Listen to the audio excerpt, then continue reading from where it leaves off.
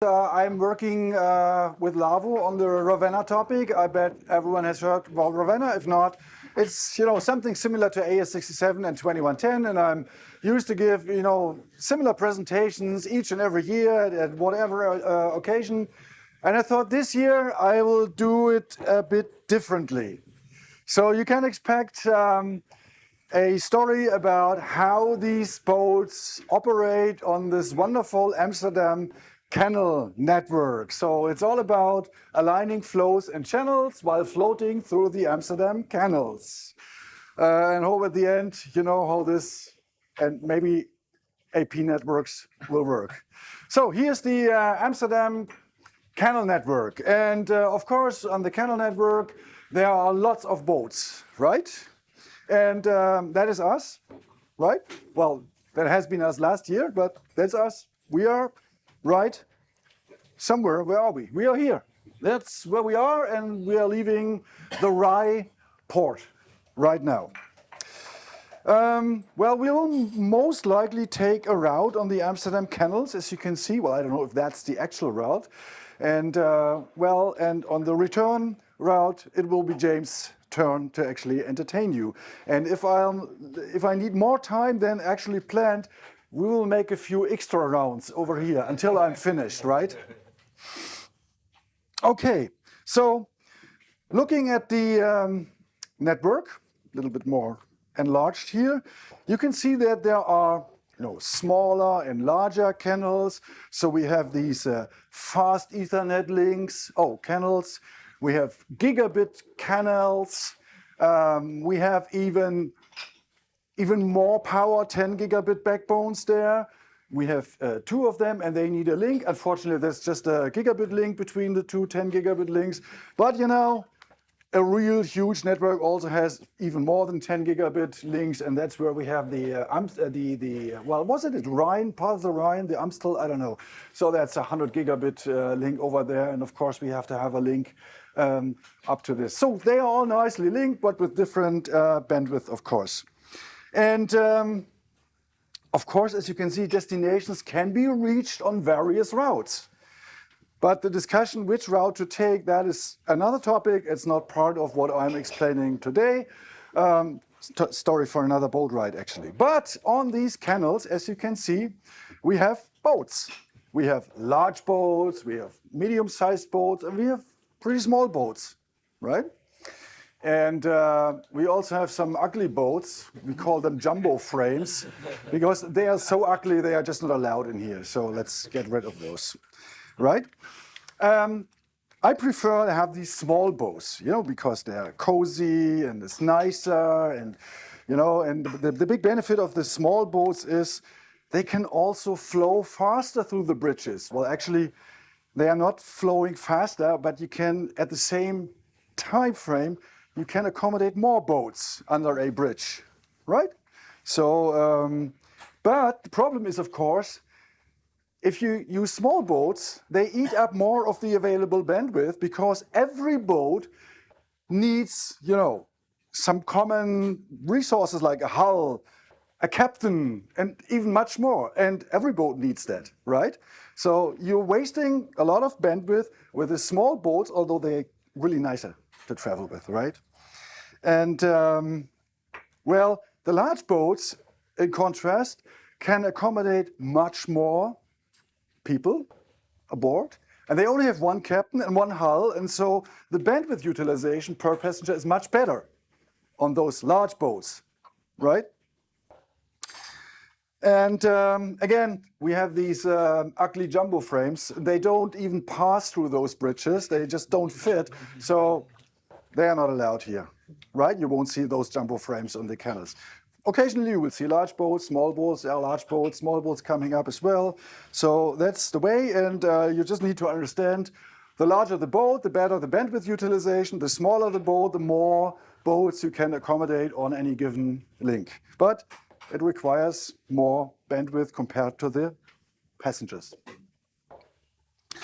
Now let's look at flows. Flows basically are a sequence of boats. So if you have our road and where there are some boats and they have the same starting point, the same destination point, so you can consider them a flow of boats, same start, same destination. And again, there are many different flows on the canal system. And part of these flows apparently utilize the same canals, the same infrastructure. And the problem is, as you can see, there are a lot of different routes and some use the same links, same canals. And the problem is there's a maximum number of boats which can actually pass through any given link, right? Small canals, fast Ethernet, less boats, large canals, many boats, even large boats, right? Yeah, so we have these canal limits, and of course, if you're going back to this, big backbone here, that can accommodate a lot of different flows, a lot of different boats. But sometimes it's not possible to manage these flows to actually, make a good utilization of the available bandwidth. Sometimes boats get stuck, yeah, because there is not enough bandwidth to feed all these boats through to the bridges. And that causes, at best, some delays, depending on the traffic, some varying delays. So, and in networks, we call this the packet delay variation, right?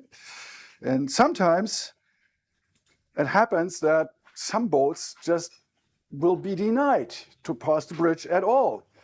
On networks, the packets will just be dropped. On the canals, we can't sync those boats because there are already enough bicycles in the canals. So at some point in time, they need to find another strategy. But that is actually what can happen on a network as well. All right, so that is the network, the links, the flows and everything. And now let's look at how the boats are actually packetized, boarded, how the people are loaded into the boats. You can see there's a boat, there's a line, and that's what it actually is. Here's our boat, here's our single line of passengers, and these passengers are nicely accommodated into the boat, one after the other. So if they would have been numbered, they just get their seat numbers assigned according to how they line up on the queue, right? Yeah. Well, there's another strategy. It takes time, by the way, to load the boat because it's just one passenger after the other, and it apparently takes time to load the boat with this strategy, right? There's another way of loading the boat, and that is by multiple lines. So let's say these are Spanish, German, French guys, whatever, and you can load the boat one by one or nearly in parallel from the different lines. And then they are seated like, okay, the first one, from each line, and the second one from each line. So they are seated in an interleaved way in the boat, right? And that means you can basically load more passengers in the same time frame. So although the boats are larger, they have the same packet time as the smaller boats with just from a single line, right? Yeah. Again, the summary basically is we have small boats which accommodate just a few passengers. They have what we call a smaller packet time, right? These are just 8, and the packet time is 167. Very unusual packet time on networks, but well, hey, that's possible. And then we have the larger boats. They can accommodate more passengers, and we have 24 here. That's a packet time of 500 milliseconds. So that boat is ready faster. It can leave the port faster than the other one because it takes more time to load that boat, right? And yeah, with the strategy of loading from 3 different lines, we have the same passenger load as from the single line over here, but the packet time is shorter because they are loaded like 8 per line, which takes the same time than just 8 from a single line because they're loaded in parallel, right? So larger boat, but smaller packet time by just using multiple lines. Well, and of course, larger boats, as we know, good efficiency. We only have one hull, one captain, not so much overhead, good bandwidth utilization. Right. So, well, these boats somehow start, float around. Just have a look. It's wonderful out there. But at some point, they actually reach their destination. Oh, packet time. Yes, I forgot that. Well, in order to accommodate the same amount with one boat, you need like 3 boats from here. And that explains why we have not as good bandwidth utilization. So at one point in time, the boats reach their destination. And passengers disembark. Not really much to say here, right? Well, what happens is the boat arrives, they get unloaded, and then they are allowed to leave one by one to the exit. Just as they have boarded, they are leaving the boat from the gate, right? That's the principle of unloading the passengers with a single flow. Now, how does that look with if we have multiple channels or multiple speaking passengers in one boat? Remember, we had 3 different rows loading, and now, of course, well, say English, German, Spanish, we can unload these lines. And since this is done in parallel as well, you can see these lines are nicely forming here. Now, if you want to squeeze them to the single exit, that might be a bit difficult. And well, generally speaking, what happens on a real network basically is you have a multi-channel multicast stream or stream audio stream. It doesn't mean just multicast audio stream. And there's the speaker only one stream interested in playing that back, and the others don't care, right? So what we have is a policing officer here, and he says, okay, all the Spanish-speaking people are allowed to leave and go to the exit, and we don't need the others, right? So what happens to the others? Well, bad things actually happen, and I hope they won't happen here in the Amsterdam Canal. So actually, that is the reason why this whole loading from multiple lines and disembarking into multiple lines is not very applicable to the Amsterdam Canal travel or canal journeys, right? So yeah, we definitely want to avoid this, but in networks, that's what's happened everywhere, day by day. Just things get dropped which are not being used, right? Okay, that's how we unload the multi-channel flows. Now, next thing is, here's our canal network again. And usually, the flows start from somewhere and reach a destination. That is what we in networks are calling a unicast flow, right? We have a starting point, we have a destination point, the boat goes through the network, to the canals, and reaches destination. Well, if you want to send passengers to different locations, you will have to send them off multiple times to reach their various destinations. That's how it works here on the Amsterdam Canals, right? Well, and that's where the concept of the magic bridges comes into life, because that's not very efficient, because you see 3 times people need to utilize these canal section, right? And that's where the magic bridges come into game. Here are the magic bridges, right? And let's say we apply one of those magic bridges right here. So what actually happens is this magic bridge is able to duplicate boats. Isn't that fascinating? Well, so that means in order for these 2 routes, they don't have to be sent off from the starting point. It's just sent off once, and the bridges know, okay, I need them once here, and I need them over here, right? So it's just duplicating these boats, and 1 boat is leaving here, and 3 boats coming out of that magic bridge. And of course, if we apply another magic bridge and another strategic point, we get rid of yet another flow. And so finally, all the links are only running 1 flow per link, right? And we don't have to have multi-flows just because we want to reach multiple destinations. The magic bridges, you know what that is in networks? That's multicasting. And the problem is actually with multicasting and the Amsterdam Canals, That only works if a magic bridge knows what destination the boat actually has to go to. If there is no destination for that boat, the magic bridge will just do this. It will sink the boat. Again, another reason why this is not very applicable to the Amsterdam Canals, because of all the bicycles already in here, right? So we won't have this. So that principle does not really work here in Amsterdam. And of course, there would be much more to say about how these magic bridges actually work and how they know where the boats are going to and so on. But that is a story for another boat ride, and will certainly not fit into the point where we're making the loops before James can then take over. All right, maybe next year I tell you more about the magic bridges then. Yes. Right, okay. That's an important aspect in networks and not very applicable to the Amsterdam Canals. But another thing is the tour scheduling, or we would basically call it the alignment, right? And tour scheduling.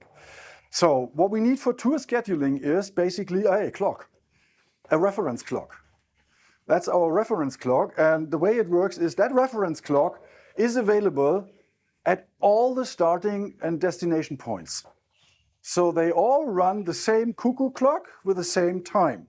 So they are all in sync with each other. And now, how do these clocks know what time it is? Well, there is a magic protocol, magic boats running on the Amsterdam Canals, actually. So there is one of these is the Zentralstation, it's the master clock. That's where the Swiss time is transmitted. And this one is transporting the time with very, very small, tiny boats. As you can see, they even flow in the different direction, right? And they utilize the magic bridges as well, right? So it's distributed to the other clocks, and they are fully synchronized. That's the PTP protocol, by the way. Right. Yeah. Again, how does PTP really work? Yet another story for yet another boat ride. But just recall, small, tiny packets, utilizing multicast, making sure that all the clocks in the network are synchronized. Now, how is that applied for the embarkation point where people start? Well, we have that clock, nicely ticking. We have that line, and so people are lined up, synchronized to the clock, and the first passenger in line receives a time. Actually, it doesn't receive a time. In our application, it receives a number. It's a clock cycle counter. I mean, it's just a number. It's a sequential number, and every passenger has the next incremental number assigned to him. So once the boat arrives, it will be boarded, and it's the first passenger in line who hands his number over to our nice captain. The others just board and drop their number somewhere in the water or in a waste paper basket, I don't know. But it's important that the first passenger hands over his number to the captain, right? So the boat leaves, and the boat arrives at the disembarkation point. Here's our number from the first passengers. All the other passengers are seated, in a row, sequential. And the line forms. And that card is handed over to the disembarkation officer. And, well, basically, the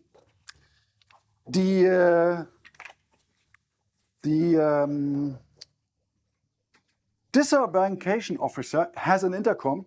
He knows from the master of disaster at what particular time people are actually allowed to move on to the exit. So here's the same clock, and he has magic information through intercom or whatever. When are people allowed to actually leave? So they have to queue up here again, and then once it's time, they leave at the same, synchronized to the clock, they leave and reach the exit. And that is the principle of, that's another one coming up. Well, this one actually, yes. That's the principle of the link offset. So we have the boat leaving and the boat arriving. We have the synchronized clocks. And that is the point in time when people are assigned their time cards. They travel through the canals, they reach the destination. And that is the administrative number or time the disembarkation officer has been told when are people allowed to actually leave, and then make sure that people are just leaving to the exit synchronized to the time. And so the two things this reference time actually does is it's the synchronization of the clock so that the frequency people are allowed to enter a boat and to exit a boat towards the exit. And it's the number, the time reference through a number which is sent over to the disembarkation officer to, again with the time, the information, what the total link offset should be. And so that's where people nicely exit a given ride at a very, very precise time from start to end. That's the link offset, right? Well, if the boat arrives a bit earlier, what happens? People have to wait a bit longer in line. What happens if the boat arrives too late? Well, the passengers are dropped again because there's no use for them anymore. Because if they are too late, they are too late. The next are already coming after them, right? Okay. Multiple flows, how does it work with multi-flows? Well, if we have multiple, single channel flows which are moved into individual boats, it's the same principle. They all have the same reference. They all have the same clocking frequency, and the link offset is sent over to the disembarkation officers, and they make sure that everyone who arrives here is actually forwarded to the exit at the very same time, at the very same link offset. Even if one of the boats arrives a little bit later or the other a little bit earlier, they just have to wait a little bit more or less, and then it's all, tuck, number one, go ahead. Number two, go ahead, right? That's how the link offset works with multiple flows. That's how multiple flows are actually aligned. Left channel from one device, right channel, the other device, traveling one route, the other traveling another route. And at the destination point, they all align with this magic time card from the first passenger on the boat. Okay. So that is basically how AS672110 operate and work. We have these synchronized clocks here. And now it comes down to IPMX. Everyone has heard about IPMX, maybe. It's the IP Media Experience, which is more targeting the Pro AV side of things. And they build upon the basis of AS67 and 2110. But they discovered that they probably do not need this tight synchronization each and every time. Actually, most of the times they don't need this tight synchronization in their application scenario. And also, the principle of allowing passengers to enter the boats in a synchronized manner at the same time is also something which is not very popular in Pro AV. Because think of an HDMI input that's running fully asynchronous. And people don't care if the next HDMI input or the next device has the same frequency. But they care that upon disembarking, about exiting the boat, they exit at the same rate they have entered the boat, right? Because you don't want to play out faster than people arrive, or slower, and then people again have to be dropped, right? And so IPMX has the requirement that the whole system also works without our magic clocks. And that is the point. When the magic clocks are not there, there is no given link offset anymore because we don't have a time reference. And there's also no common media clocking on the sender and receiver or all participating devices anymore. So how we do this? Well, we do this by observing how the passengers arrive at the embarkation station and then drive that as our media clock, basically. So it's observing how are the passengers coming in. We assume they are coming in a regular interval anyway, right? And so that is our media clock on the inside. And of course, on the receiving point, we have a media clock as well, which needs to be the same as the one which was running on the input stage. But we don't have the reference clock anymore. How does it work? Well, there's another protocol, which is the helper here. It's called the RTCP protocol, which helps the disembarkation point to synchronize closely enough to the clock on the embarkation point. That is how it works with IPMX. So the basic difference is in a fully synchronized AS672110 network, we always have a common reference clock in the network. And with IPMX, we don't need that necessarily. We can run streams just asynchronously, that's the keyword on the network, but they cannot be aligned with respect to each other anymore. And they are not playing out nicely synchronized. They play out as they enter, like they enter the network. That is the big difference between AS672110 and IPMX. And that basically concludes my little presentation.